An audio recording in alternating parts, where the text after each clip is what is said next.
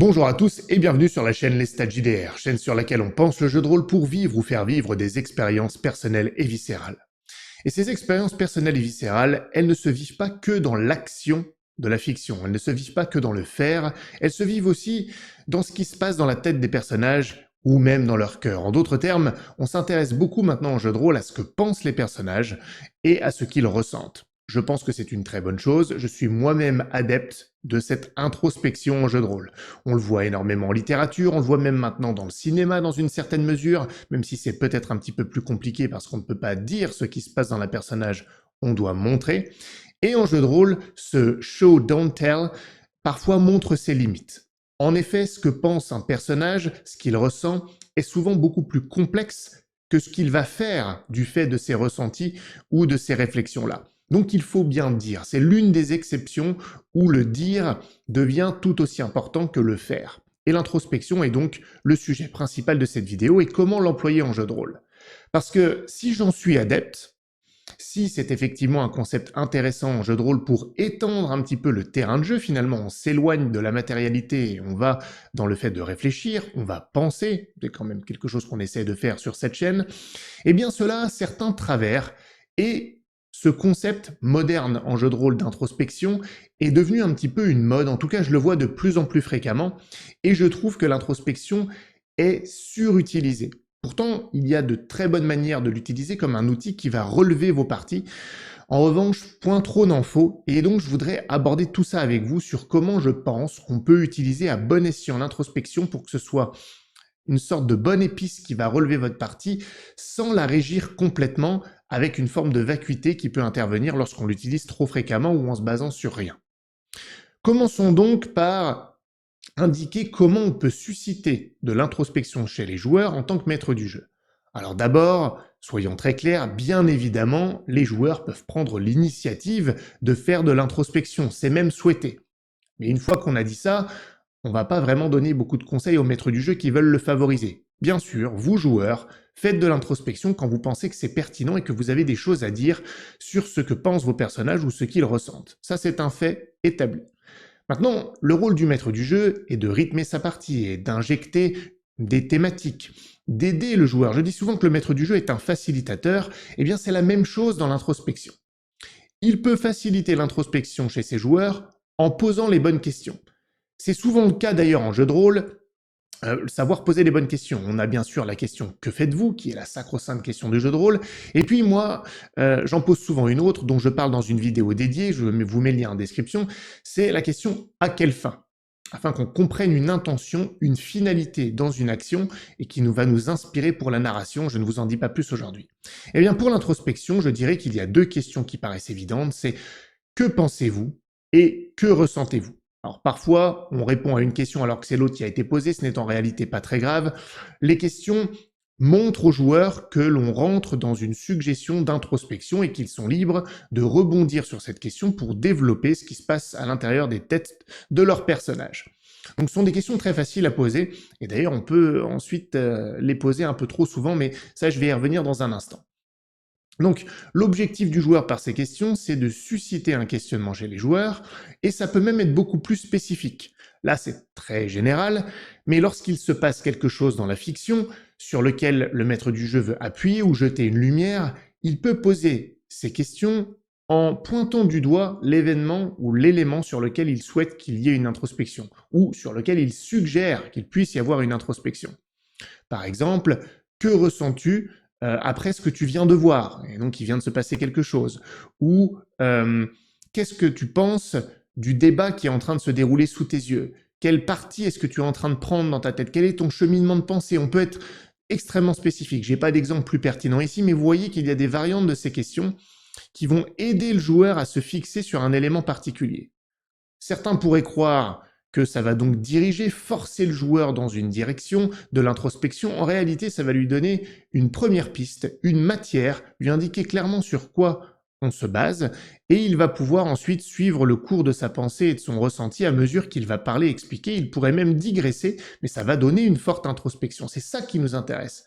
C'est qu'une un élément génère l'introspection, le début d'une introspection qui se fait ensuite dans le temps et donc qui va inspirer le joueur. Donc ce sont des questions très intéressantes à poser. Il ne faut pas avoir peur d'être spécifique lorsqu'on pose ces questions pour générer, susciter l'introspection. Je le rappelle, pour moi, le maître du jeu est un facilitateur et un guide dans la narration. Il n'a pas à obliger, mais il peut essayer d'inspirer ses joueurs. L'introspection ne fait pas exception.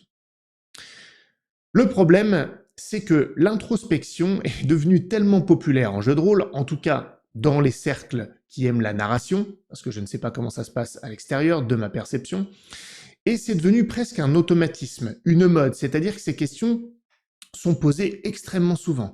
Que ressentez-vous? Que pensez-vous? Je vais être honnête avec vous, parfois ça a même le don de m'agacer un petit peu, de me faire lever les yeux au ciel, façon de parler, ne vous énervez pas, alors que moi-même je pratique l'introspection et que je trouve que c'est très intéressant. Mais lorsque ça devient systématique, on a l'impression que la question elle est posée parce que on fait de l'introspection. Mais encore cette fameuse question, à quelle fin réellement? Il faut que l'introspection, elle ait vraiment une utilité. Et donc quand cette question elle est posée souvent, ça va poser quelques problèmes.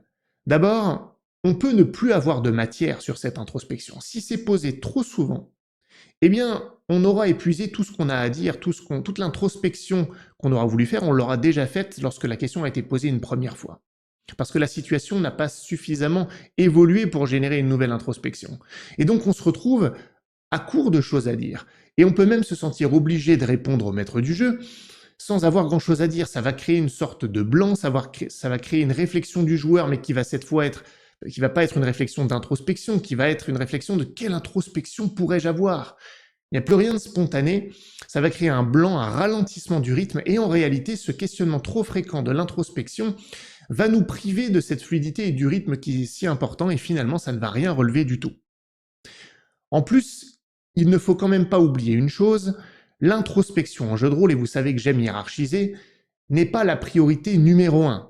Ça ne veut pas dire que ce n'est pas important, ça ne veut pas dire que ce n'est pas intéressant, mais le faire en jeu de rôle, la réalisation, l'action, ce qui se passe vraiment dans le monde matériel, reste le plus important parce que c'est ce qui va propulser l'histoire vers l'avant. L'évolution des personnages, de leur psyché, est un élément de l'histoire, j'en conviens, et on joue quand même une histoire lorsqu'on pense à leur évolution, à ce qui se passe dans leur esprit, il n'y a aucun doute là-dessus. Néanmoins, l'introspection se raccroche à ce qui se passe, au réel, à la narration. Par conséquent, elle vient après, puisqu'elle rebondit précisément sur ce qui se passe. Et si on oublie ça, si on considère, même inconsciemment d'une certaine manière, que l'introspection devient l'élément principal en jeu de rôle, on va en abuser et on oublie que cette introspection doit être propulsée, doit être poussée en avant par l'histoire et par ce qui se passe, et donc par la question « Que faites-vous ?» et la réponse à cette question, bien entendu. Penser, ressentir, ça nécessite de comprendre la portée des choses. Ça nécessite donc d'avoir les connaissances nécessaires sur ce qui est en train de se passer. Et là, j'arrive à un autre travers. Parfois, la question est posée en début de partie. Ça m'arrive très souvent, la partie commence, le maître du jeu a fait une introduction, et la première chose qu'il demande, ce n'est pas « que faites-vous », c'est « que ressentez-vous ». Il y a toujours des exceptions, hein, qu'on s'entende, parfois même on peut même dire « que faites-vous »,« que pensez-vous », on peut élargir complètement les choses, poser une question extrêmement ouverte et glisser de l'introspection possible dedans, mais lorsque c'est spécifique à l'introspection, qu'on te pose une question vraiment introspective, et qui ne s'est rien passé, parce que c'est le début, ça va tout de suite créer un stop à la partie là où elle en a le plus besoin, à savoir au début. Il faut lancer la partie, j'en ai déjà parlé énormément, propulser la partie. Et paradoxalement, une introspection ou une question introspective trop tôt peut tout de suite casser cet élan de départ. Lorsque les joueurs vont se dire « je sais pas moi, qu'est-ce que je ressens, qu'est-ce que je pense, j'en sais rien, je n'ai pas encore suffisamment de connaissances ou d'attachement à ce qui vient de se passer ». C'est encore plus vrai lorsque on demande ce que ressent un personnage vis-à-vis d'un PNJ qui vient d'intervenir, par exemple. S'il n'y a pas d'attachement, s'il ne le connaît pas, il ne peut pas penser quelque chose, même si on lui a expliqué précédemment qu'il le connaissait ou qu'il avait une familiarité avec ça, ou qu'on lui a même donné des informations. Et ça me mène à un point un petit peu plus précis, ce n'est pas qu'une histoire de connaissance des sujets, parce que si le maître du jeu vous a expliqué certaines choses, vous avez théoriquement la connaissance, ça veut dire que vous n'avez pas d'attachement. Et c'est très dur de faire une introspection de ce qu'on pense et de ce qu'on ressent si on n'a pas d'attachement à cela. Ça veut dire donc que, paradoxalement, l'introspection, qui est plutôt un dire qu'un faire, c'est pour le coup, tell, don't show, l'introspection, on va le dire, eh bien cette introspection, elle dépend en revanche de ce qui a été montré et plus précisément de ce qui a été joué. Les meilleures introspections sont construites, en jeu de rôle en tout cas, sur des choses qui ont été vécues, qui ont été jouées. C'est pour cette raison que certains maîtres du jeu font l'erreur, à mon sens, de poser la question trop tôt, en se disant que comme ils ont quand même expliqué des choses, ou que le personnage a peut-être d'ailleurs un background que lui-même a créé, alors il sera capable de faire une introspection parce qu'il sait des choses, il va pouvoir rebondir dessus. Je vous donne un exemple. J'ai fait une partie une fois, j'en aurais plein, hein, des exemples, mais où on arrive dans un village qui est notre village natal, ça fait des années qu'on n'y est pas allé, et le MJ pose la question tout de suite, que ressentez-vous alors que vous revenez? Je ne dis pas qu'on ne peut pas trouver quelque chose, qu'on ne peut pas avoir une inspiration, mais on va le faire un peu artificiellement, parce qu'en réalité, nous joueurs, on n'est jamais allés dans ce village. Les personnages, oui, les joueurs, non. Donc il n'y a pas vraiment d'attachement, rien n'a été créé.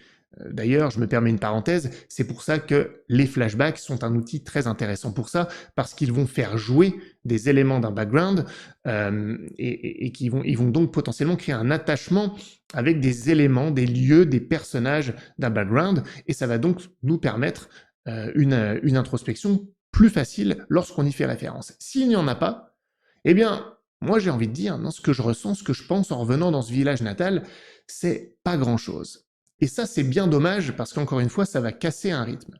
Alors que si on a joué dans ce village, si on a rencontré des gens, il s'est passé quelque chose, on a un attachement, on a une compréhension réelle parce que la chose a été jouée. Et si cette question est posée ensuite, alors on pourra plus facilement y répondre. C'est pour ça qu'il faut avant tout, avant de poser ces questions, vérifier que suffisamment de matière a été créée et à disposition des joueurs pour qu'ils puissent faire une introspection intéressante, naturelle, qui leur fait plaisir eux-mêmes, qui leur donne la sensation de jouer naturellement. En plus de ça, j'ai commencé à en parler un peu précédemment, lorsque la question est posée trop souvent, on l'a vu tout à l'heure, finalement il n'y a plus rien à dire si on a déjà fait l'introspection. Il faut souvent se poser la question lorsqu'on est MJ, de la pertinence de la question introspective. Est-ce que la situation générale a suffisamment évolué pour qu'il y ait des nouvelles choses, pour qu'une nouvelle introspection finalement soit cohérente?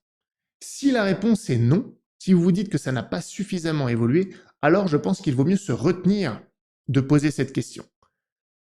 Si il y a de la nouvelle matière qui a été créée par le jeu, la situation a changé, quelque chose de dramatique s'est passé, ou d'ailleurs quelque chose de joyeux qui change la situation, on peut éventuellement se dire que c'est intéressant de poser cette question. En d'autres termes, avant de poser la question « que pensez-vous » ou « que ressentez-vous », il faut se poser la question à soi-même en tant que maître du jeu, la question « à quelle fin ?» Finalement, le maître du jeu doit faire, rapidement bien sûr, sa propre introspection avant de la suggérer à celle des joueurs pour que lorsqu'il pose cette question aux joueurs, ceux-ci soient inspirés et que leur introspection soit réellement naturelle et qu'ils prennent plaisir à ça, que ça fasse une partie intégrante du jeu. Donc si on devait résumer, je vais essayer de le faire vraiment de manière synthétique, susciter de l'introspection chez les joueurs, c'est un outil très intéressant pour les maîtres du jeu. Posez ces questions, que pensez-vous, que ressentez-vous? Mais avant de les poser, posez-vous la question, est-ce que c'est bien pertinent à ce moment-là? Est-ce que la situation a suffisamment évolué pour valoir une introspection intéressante? Est-ce que les joueurs, plus que leurs personnages eux-mêmes, ont réellement les connaissances nécessaires, la matière pour générer cette introspection? Ou ont-ils l'attachement nécessaire avec les éléments sur lesquels vous suscitez cette introspection? Que ce soit des lieux, des vécus, des événements ou des personnages. Vérifiez bien que les choses ont été jouées avant de demander une introspection ou de proposer une introspection sur ces sujets-là.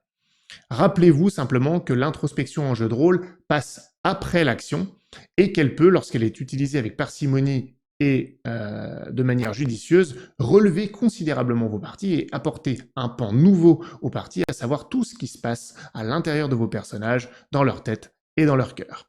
Voilà, j'espère que cette vidéo vous aura été utile, qu'elle vous aura inspiré, qu'elle vous permettra peut-être une introspection. Si c'est le cas, petit pouce bleu, abonnez-vous à la chaîne, rejoignez le Discord, lien en description si vous voulez poursuivre la discussion, et je vous dis à très bientôt pour la prochaine vidéo. Salut à tous.